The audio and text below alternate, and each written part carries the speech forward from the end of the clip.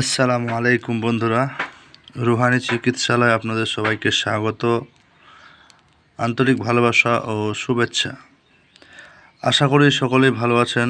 আল্লাহর বিশেষ রহমতে আমিও ভালো আছি। তো আজকে আপনাদের মাঝে খুবই গুরুত্বপূর্ণ একটা আমল, একটা তাবিজ, একটা এসএম, একটা আজিমত, যেটাই বলেন, নিয়ে আসছি। মূলত আপনার সকল সমস্যার সমাধান এই একটি আমলের দ্বারা সম্ভব। এরকম একটি আমল যতগুলি আছে সেইগুলির মধ্যে অন্যতম একটি হলো এই আমলটি। কথা বুঝতে পারলেন?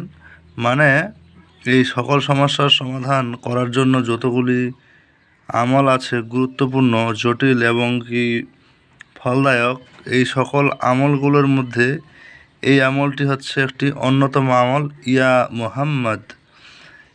মুহাম্মদ, এই মানে এই আমলের বিভিন্ন রকমের নকশা আছে, বিভিন্ন রকমের আজিমত আছে, বিভিন্ন রকমের এসএম আছে, এবং এই ইয়া মুহাম্মদ নামের খাস কিছু রহমতশালী এবং শক্তিশালী, এমনকি অলৌকিক ক্ষমতাধারী কিছু আমল, তদবির, তাবিজাত আছে, যা আমরা যুগে যুগে করে আসছি এবং ইনশাআল্লাহ আগামীতেও করব। তবে এরকম সঠিক এবং সহজ আমল যদি পেতে ইচ্ছা হয় তাহলে অবশ্যই চ্যানেলটা সাবস্ক্রাইব করে রাখবেন। আর আগে থেকে যদি সাবস্ক্রাইব করে থাকেন আপনাকে জানাই অসংখ্য ধন্যবাদ।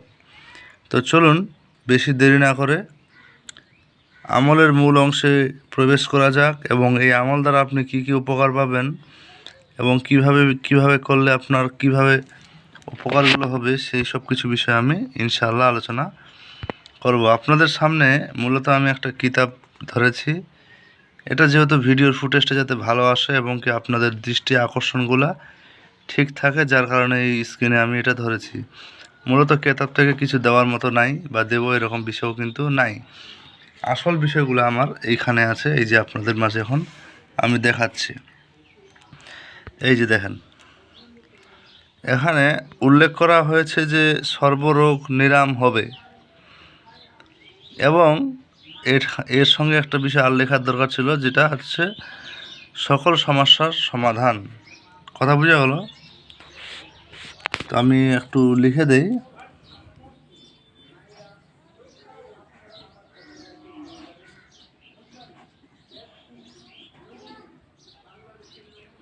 আচ্ছা, সকল সমস্যার ও সকল রোগের সমাধান হবে। এখন দুইটা কিন্তু আলাদা বিষয়। রোগের ক্ষেত্রে নিয়ম আলাদা, আর সমস্যা বলতে আপনার যাবতীয় মনের আশা ইচ্ছা পূরণ করার জন্য অন্যতম একটি তদবির এটা। তো এখানে আপনারা যারা আরবি পড়তে জানেন তারা ভালোভাবেই দেখতে পাচ্ছেন যে এখানে একটা নকশা অঙ্কন করা আছে, যেই নকশাটা মূলত আপনাদের জন্য খুবই জরুরি এবং খুবই গুরুত্বপূর্ণ হিসেবে ধরা হয়েছে। কি সেই নকশা? এই যে এটা মুহাম্মদ, দেখতে পাচ্ছেন মুহাম্মদ, এটা নকশা, এটা থাকলো ব্যাক সাইডে। মূল আলোচনায় যে মূল আমলটা আছে প্রথমে আপনাদের সেটা করতে হবে। ইয়া মুহাম্মদ 313 বার আপনাকে পড়তে হবে। আগে ও পরে 3 বার করে দুরুদ ইব্রাহিম আপনাকে পাঠ করতে হবে। এবার কিভাবে করবেন, কতক্ষণ করবেন, কোন সময় করবেন, কোন ক্ষেত্রে করবেন, এই জিনিসগুলো যদি না জানেন তাহলে আপনারা অবশ্যই কাজ করতে পারবেন না। এটাই স্বাভাবিক পয়েন্ট। কথা বোঝা গেল? তো কি করতে হবে প্রথমে আপনাদের? শুক্রবারের দিন আসরের নামাজের পর এই আমল আপনাকে শুরু করতে হবে। আপনি সমস্যার জন্য করেন আর রোগের জন্যই করেন, তাতে কোনো বিষয়বস্তু বিশেষ কিছু নাই। এবার বলে ফেলি, আপনার মনের যদি ইচ্ছা হয় তাহলে আপনারা কি করবেন? এই যে দেখেন, ইন্টু 7 days। মনের ইচ্ছার জন্য ইয়া মোহাম্মদ এটা যে পড়তে হবে, প্রথমে দুরুদে ইব্রাহিম, তারপর ইয়া মোহাম্মদ, আবার দুরুদে ইব্রাহিম 3 বার। আমি কিন্তু আবারও বলে দিচ্ছি, পরে আমাকে যাতে জিজ্ঞাসা না করতে হয় বা আপনারা না করেন। দুরুদে ইব্রাহিম আশা করি সকলেই জানেন।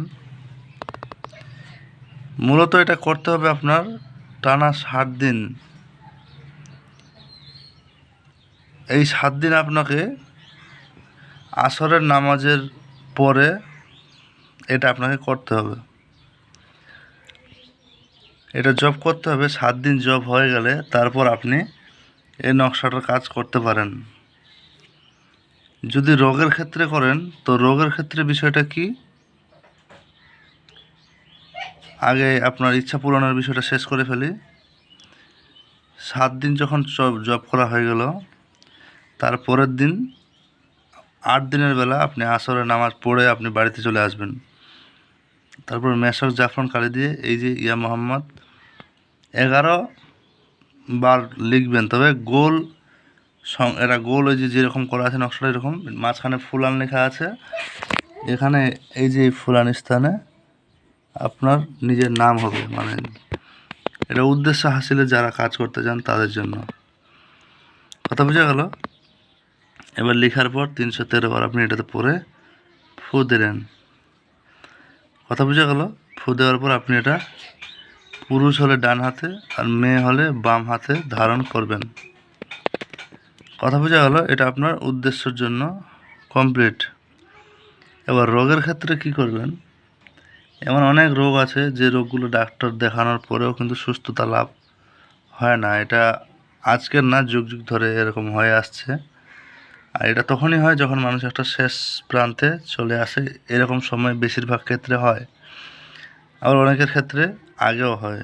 তবে তদবির এমন একটা জিনিস যেটা যুগে যুগে প্রমাণ দিয়ে এসছে যে যেখানে সব শক্তি থেমে যায় সেখানে তদবিরের ক্ষমতা শুরু হয়। তো সেই পরিস্থিতিতে আপনারা এই কাজটা করতে পারেন। মেশক জাফরান কালি দিয়ে ভোজপত্রের উপর লিখবেন, মিডিলে রোগের নাম লিখবেন, লিখে গলায় ধারণ করিয়ে দিবেন। আর কোনো ব্যাপার নাই। তবে এটা লেখার পরে 313 বার ইয়া মোহাম্মদ আপনাকে বলে ফু দিতে হবে। ঠিক আছে? এই জিনিসটা মাথায় রাখবেন। আর যদি কেউ মানে আওয়াল আখির 3 বার করে দরুদ শরীফ পড়বেন, এটা কিন্তু মাস্ট বি। নকশা লেখার আগে, নকশা লেখা হয়ে গেল, তারপর আবার দরুদ শরীফ পড়ে ফু দিলেন, তারপর আবার 3 বার দুরুদ ইব্রাহিম পড়লেন। পরে এটা রূপার বা তামার মাদুরিতে ভরে গলায় ধারণ করতে দেবেন। যে কোনো সুতা দিয়ে পড়লেই কাজ হবে। কথা বোঝা গেল? এটা তদবির এবং আমলিয়াত দুটাই কিন্তু আমি উল্লেখ করলাম। কথা বোঝা গেল? তো আপনাদেরকে ঈদ মোবারক জানাই। কুরবানির ঈদ ছিল, গতকাল চলে গেছে। তো আশা করি সকলে ভালোভাবে ঈদ কাটিয়েছেন। এবং যারা আমার ভিডিও সৌদি বা অন্যান্য দেশ থেকে দেখছেন তাদেরকেও ঈদ মোবারক, কারণ সবার ঈদ আমাদের।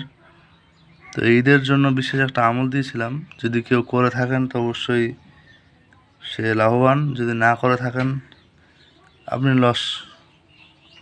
আপনি লস করেছেন, এতটুকুই স্বাভাবিক। কথা বুঝতে পারলেন? বিশেষ কিছু প্রয়োজনে যে যোগাযোগ করবেন। এবং ইতিমধ্যে অনেকেই শিক্ষার জন্য যোগাযোগ করে, কিন্তু মাঝখানে এসে কি বলে যে টাকার কথা।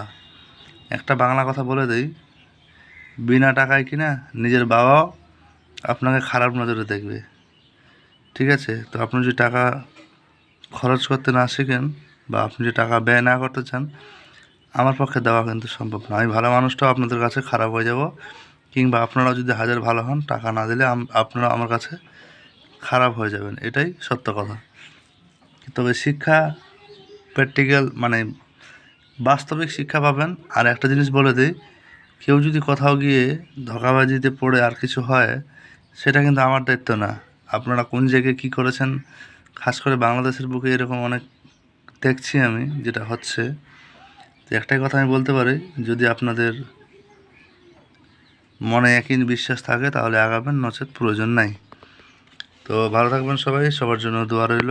আল্লাহ হাফিজ, দেখা হচ্ছে আগামী ভিডিওতে।